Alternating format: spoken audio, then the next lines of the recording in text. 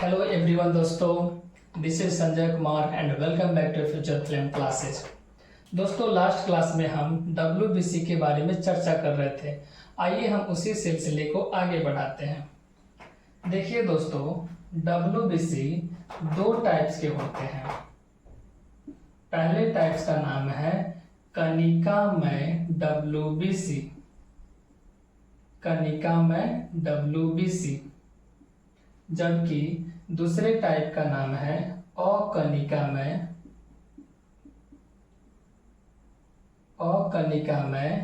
WBC। ध्यान दीजिएगा दोस्तों, कनिकामय WBC को हम लोग ग्रेन्युलोसाइट WBC के नाम से जानते हैं, जबकि अकनिकामय WBC को ग्रेन्युलोसाइट WBC के नाम से जानते हैं।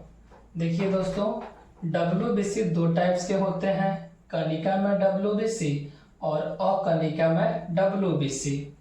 कनिकामय WBC को ग्रेन्युलोसाइट WBC कहते हैं, जबकि अकनिकामय WBC को ग्रेन्युलोसाइट WBC कहते हैं। कनिकामय WBC तीन टाइप्स के होते हैं। दोस्तों, कनिकामय WBC कितने टाइप्स के होते हैं? तीन टाइप्स के। पहले का नाम है न्यूट्रोफिल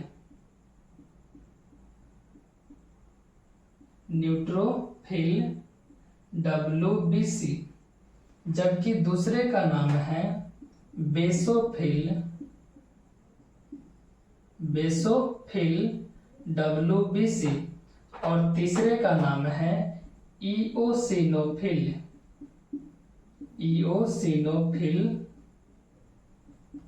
WBC। इसी प्रकार दोस्तों, अकनिकामय WBC भी दो टाइप्स के होते हैं। पहले का नाम है लिम्फोसाइट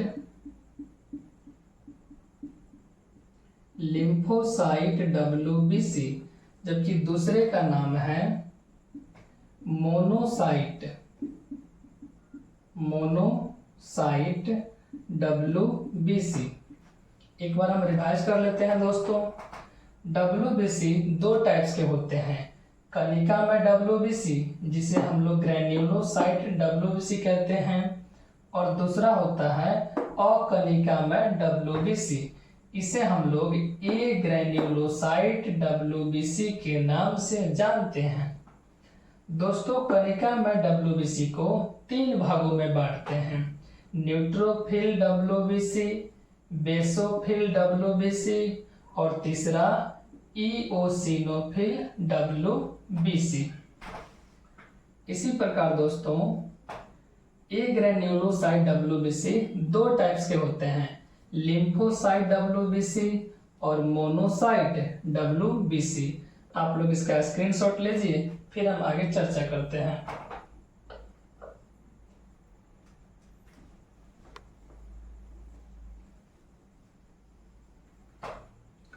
दोस्तों, एक क्वेश्चन पूछता है कि सबसे अधिकतम मात्रा में कौन सा WBC पाया जाता है।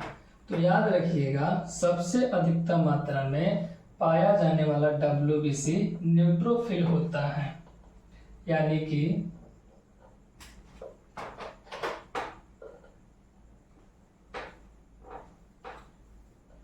सबसे अधिकतम मात्रा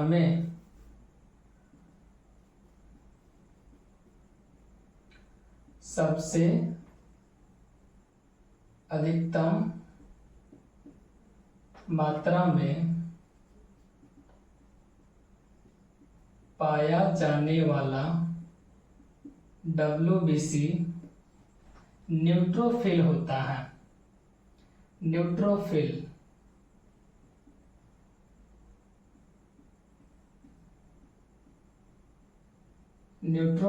होता है।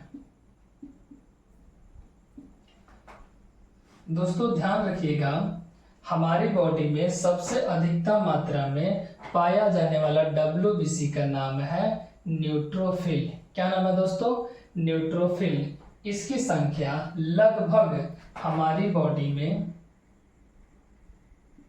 इसकी संख्या लगभग 65% के आसपास होती है। 65% के आसपास होती है। और इसी के अपोजिट एक क्वेश्चन पूछता है दोस्तों कि हमारी बॉडी में सबसे न्यूनतम मात्रा में कौन सा WBC पाया जाता है? तो दोस्तों न्यूनतम मात्रा में बेसोफिल WBC पाया जाता है। न्यूनतम मात्रा में पाया जाने वाला WBC, पाया जाने वाला WBC का क्या नाम है? Basophil WBC। दोस्तों इसकी मात्रा हमारी बॉडी में लगभग 0.1 से लेकर 0.5% के आसपास होता है। दोस्तों एलर्जी के लिए सबसे ज़्यादा उत्तरदायी WBC का नाम है इओसिनोफिल, यानी कि एलर्जी के लिए उत्तरदायी, एलर्जी के लिए उत्तरदायी WBC का नाम क्या है? इओसिनोफिल। इओसिनोफिल। ध्यान रखिएगा दोस्तों, एलर्जी के लिए उत्तरदायी WBC कौन सा है? इओसिनोफिल। इसके अलावा दोस्तों एक और क्वेश्चन पूछता है कि सबसे छोटे साइज का WBC का क्या नाम है? तो याद रखिएगा लिम्फोसाइट WBC। सबसे छोटे साइज, साइज मतलब आकार का WBC का नाम क्या है? Lymphocyte WBC। Lymphocyte WBC। एक और क्वेश्चन पूछता है दोस्तों, सबसे बड़े साइज का WBC का नाम क्या है? तो मोनोसाइट WBC। सबसे बड़े आकार का WBC क्या नाम क्या है दोस्तों? Monocyte WBC। Monocyte WBC।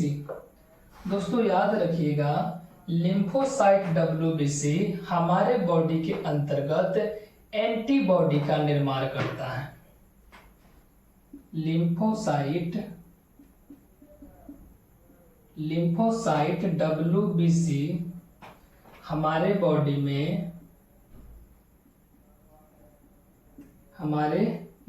में एंटीबॉडी का निर्माण करता है। एंटीबॉडी का निर्माण करता है।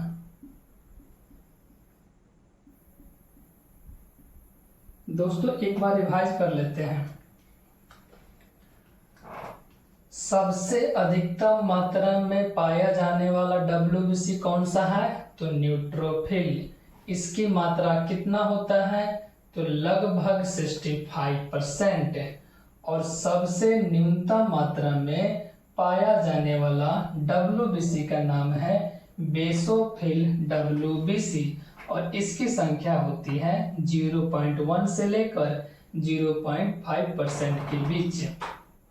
दोस्तों एलर्जी के लिए उत्तरदायी WBC का नाम है इओसिनोफिल WBC। इसी प्रकार सबसे छोटे साइज या आकार का WBC का नाम है लिम्फोसाइट WBC। दोस्तों सबसे बड़े आकार का WBC का नाम है मोनोसाइट WBC और लिम्फोसाइट डब्ल्यूबीसी हमारे बॉडी में एंटीबॉडी यानी कि प्रतिरक्षा का निर्माण करता है। आप लोग इसका स्क्रीनशॉट ले लीजिए, फिर हम फर्दर सोल्व करते हैं या इस पर चर्चा करते हैं।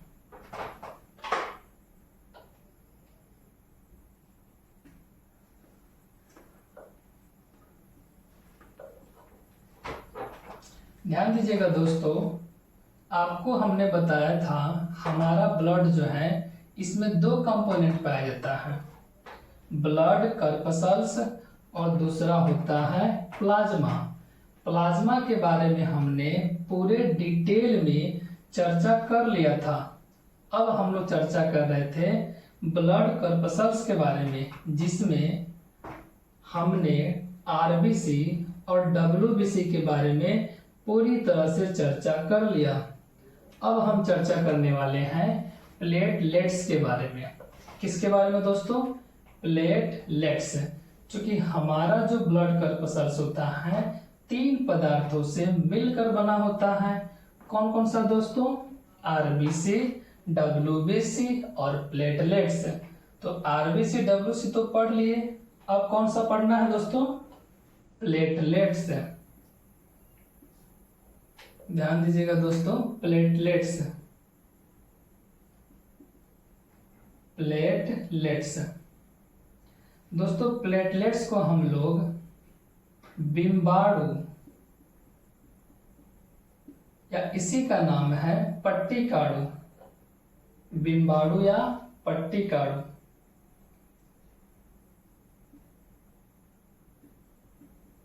इसी का क्या नाम है दोस्तों? बिम्बाणु या पट्टिकाणु। प्लेटलेट्स को ही हम लोग कहते हैं बिम्बाणु या फिर इसी को हम लोग कहते हैं पट्टिकाणु। ध्यान रखिएगा दोस्तों, प्लेटलेट्स को हम लोग थ्रोम्बोसाइट्स के नाम से भी जानते हैं। इसे थ्रोम्बोसाइट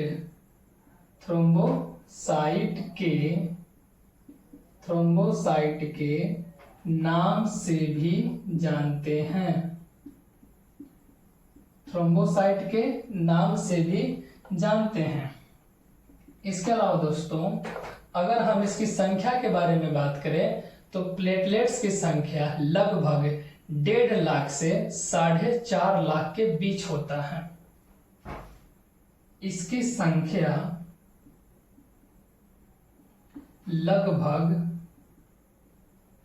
1.5 लाख से 4.5 लाख के बीच होता है। ध्यान दीजिएगा दोस्तों, प्लेटलेट्स की संख्या लगभग 1.5 लाख से 4.5 लाख के बीच होती है और इसका जीवन काल या कह सकते हैं प्लेटलेट्स की आयु लगभग 10 से लेकर और 13 दिन के बीच में होता है। यानी कि इसका जीवन काल,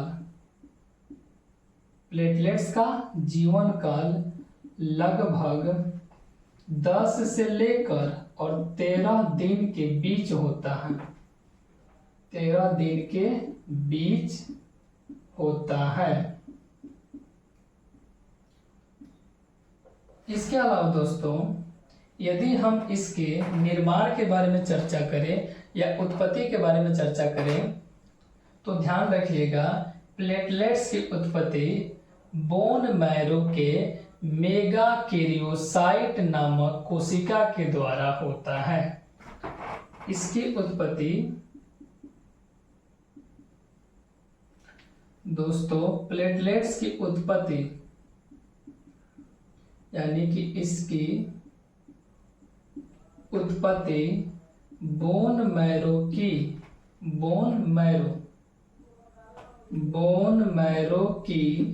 मेगा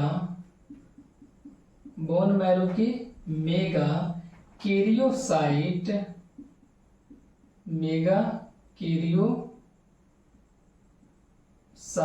नामक कोशिका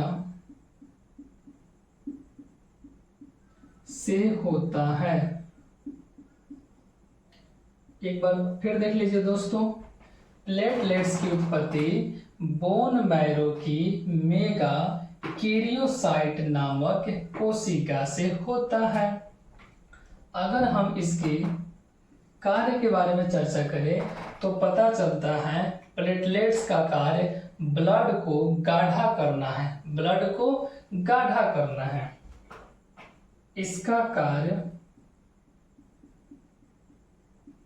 ब्लड बोले तो रक्त को गाढ़ा करना है, गाढ़ा करना है। दोस्तों प्लेटलेट्स जो है हमारी बॉडी में पूरे ब्लड को गाढ़ा करने का काम करता है। इसके अलावा इस प्लेटलेट्स का कार्य, इसका जो कार्य है सो ध्यान दीजिएगा दोस्तों, प्लेटलेट्स का जो मेन कार्य होता है वह होता है यदि आपको चोट लग जाए उस स्थिति में ब्लड को थक्का जमाने में सहायता प्रदान करना। इसका कार्य ब्लड को थक्का जमाने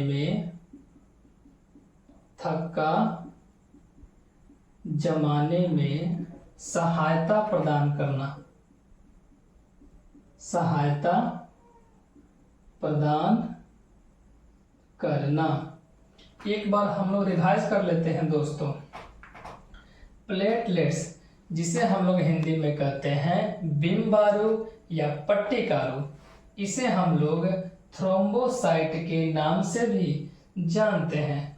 दोस्तों इसकी संख्या लगभग 1.5 लाख से लेकर और 4.5 लाख के बीच होता है और इसका जीवन काल लगभग 10 से लेकर और 13 दिन के बीच होता है।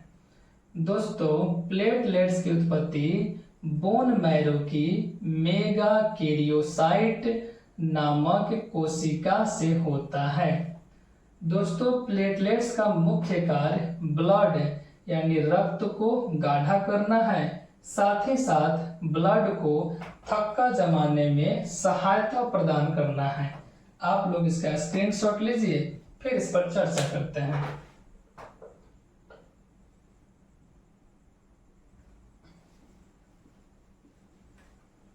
दोस्तों एक क्वेश्चन पूछता है प्लेटलेट्स की कमी को मेडिकल टर्मिनोलॉजी में किस नाम से जानते हैं? प्लेटलेट्स की कमी को मेडिकल टर्मिनोलॉजी में किस नाम से जानते हैं? तो याद रखिएगा प्लेटलेट्स प्लेटलेट्स की कमी को मेडिकल टर्मिनोलॉजी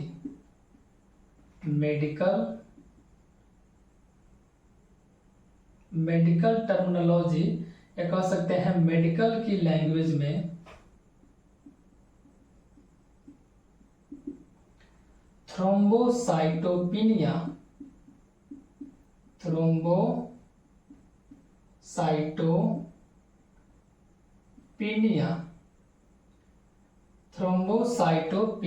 के नाम से जाना जाता है, के नाम से जानते हैं। यहां ध्यान दीजिएगा दोस्तों, प्लेटलेट्स की कमी को मेडिकल की भाषा में थ्रोम्बोसाइटोपिनिया के नाम से जानते हैं, जबकि प्लेटलेट्स की अधिकता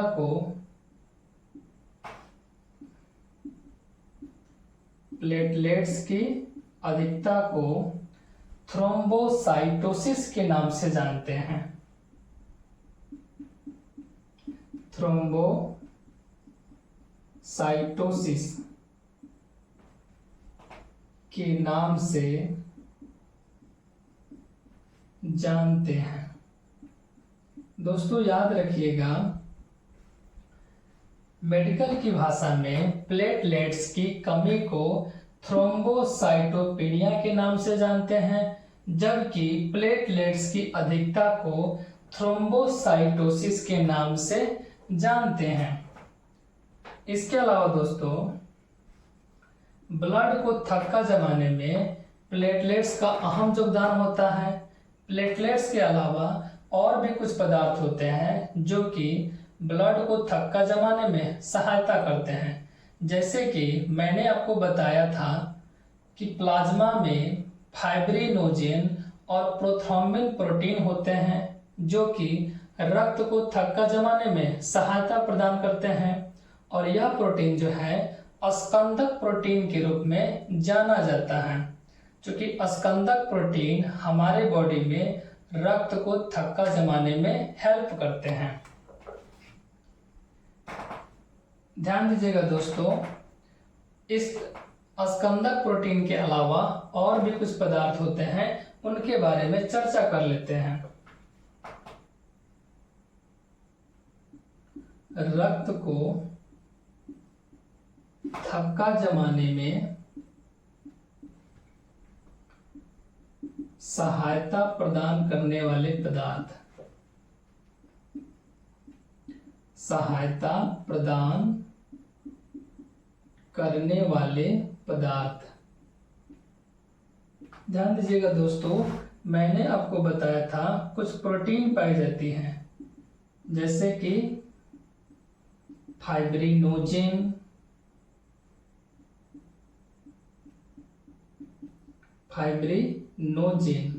और साथ में क्या होता है दोस्तों, प्रोथ्रोम्बिन। यह प्रोटीन जो है रक्त को थक्का जमाने में सहायता प्रदान करते हैं। दोस्तों आप लोग इसका स्क्रीनशॉट ले लीजिए, फिर हम इस पर चर्चा करते हैं।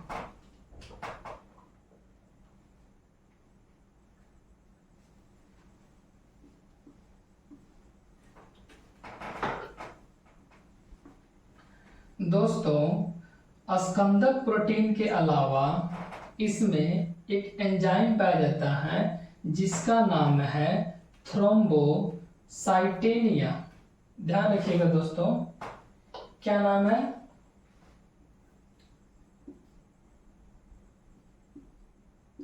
रक्त को थक्का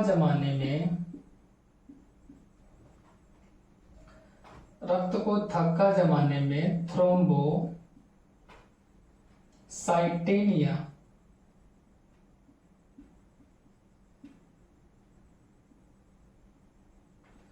रक्त को थक्का जमाने में थ्रोम्बोसाइटेनिया नामक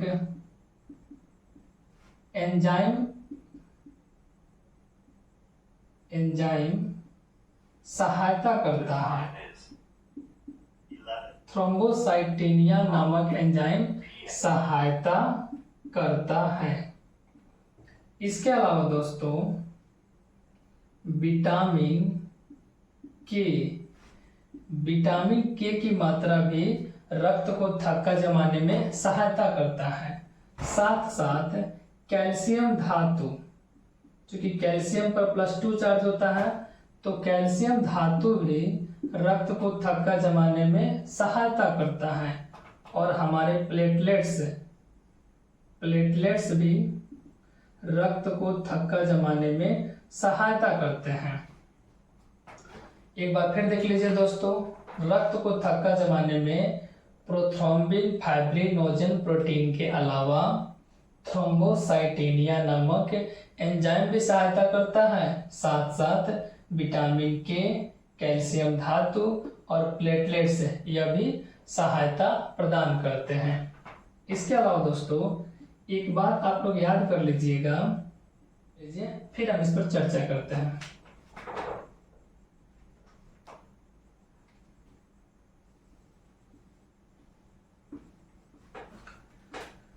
दोस्तों प्लेटलेट्स के बारे में हम पढ़ चुके हैं, अब चर्चा करते हैं प्रतिस्कंदक प्रोटीन के बारे में। किसके बारे में दोस्तों? प्रतिस्कंदक प्रोटीन के बारे में। प्रतिस्कंदक प्रोटीन दोस्तों, प्रतिस्कंदक प्रोटीन को हम लोग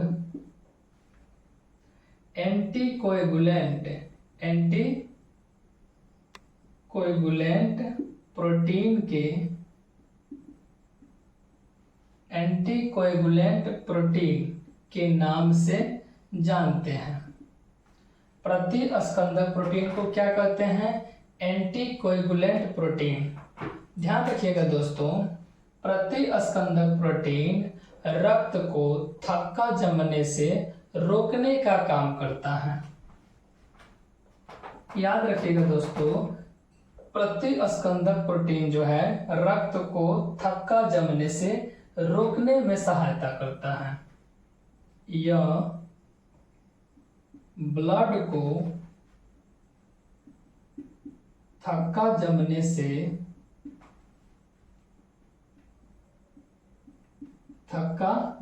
से रोकता है। दोस्तों एक क्वेश्चन पूछता है कि प्रतिस्कंदक के रूप में हमारे बॉडी में कौन सा प्रोटीन पाया जाता है? तो याद रख लीजिएगा, प्रतिस्कंदक के रूप में हिपैरिन नामक प्रोटीन पाया जाता है।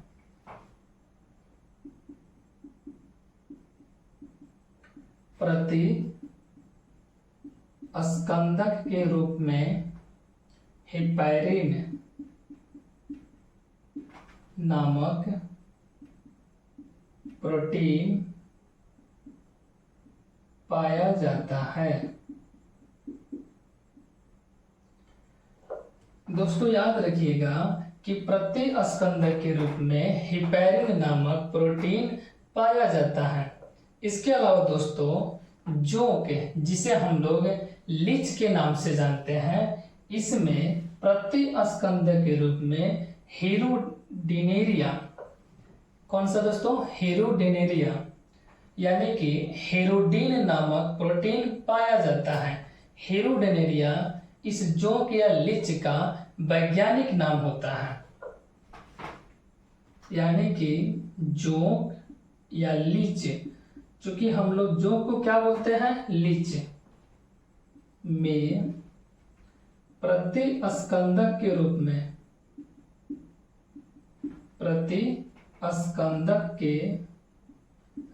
में हेरोडीन, कौन सा दोस्तों? हेरोडीन नामक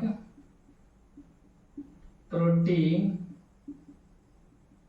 पाया जाता है।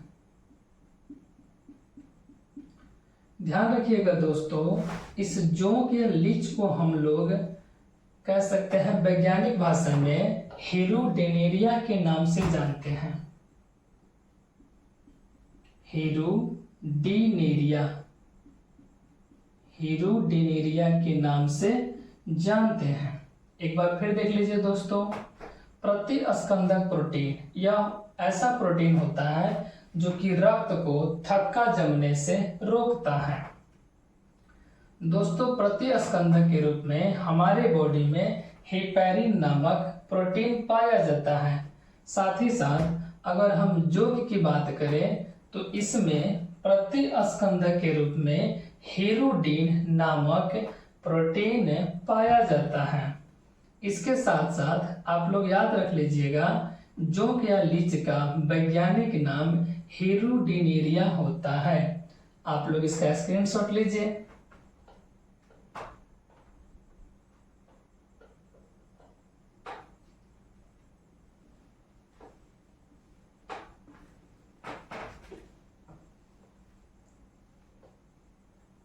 दोस्तों अब हम चर्चा करते हैं ब्लड बैंक के बारे में।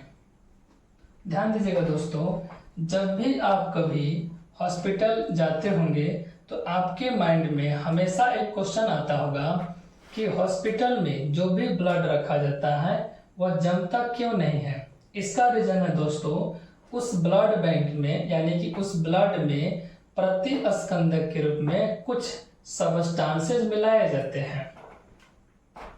ब्लड बैंक,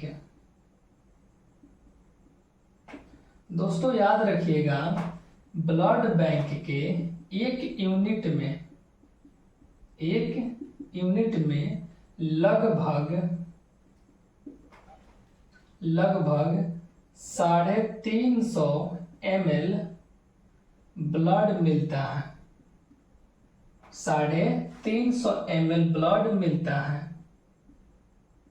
यानी कि ब्लड बैंक के एक यूनिट में कितना ml ब्लड मिलता है? तो 350 ml ब्लड मिलता है। दोस्तों इस 350 ml ब्लड में 300 ml हमारा प्योर ब्लड होता है। प्योर बोले तो शुद्ध ब्लड, जबकि 50 ml ब्लड जो है इसमें प्रति स्कंदक सबस्टांसेस मिलाया जाता है।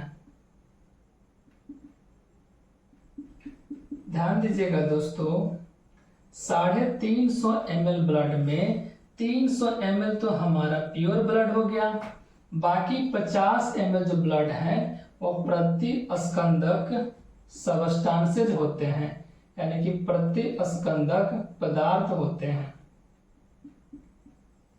इसके अलावा दोस्तों ब्लड बैंक में रक्त को थक्का जमने से रोकने के लिए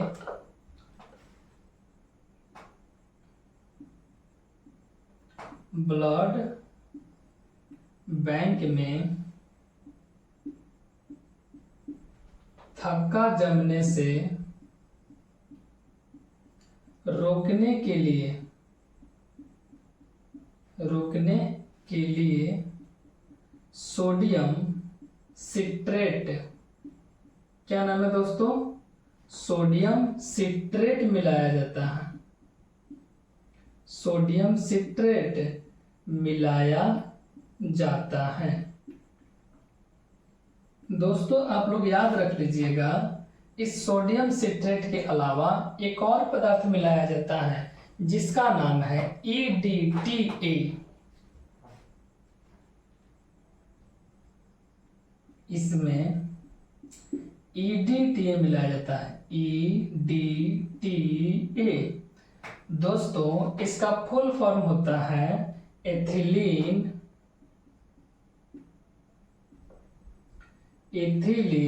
डाईएमीन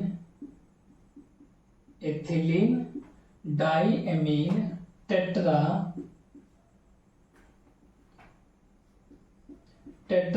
एथिलीन डाईएमीन टेट्रा एसीटेट। ध्यान रखिएगा दोस्तों, ब्लड बैंक में रक्त को थक्का जमने से रोकने के लिए सोडियम सिट्रेट के अलावा EDTA मिलाया जाता है। EDTA का फुल फॉर्म होता है एथिलीन डाईएमीन टेट्रा एसीटेट। दोस्तों आज के वीडियो में इतना ही रहने देते हैं। फर्दर हम आने वाले क्लास में इसके बारे में आगे डिटेल में चर्चा करेंगे। तब तक के लिए जय हिंद।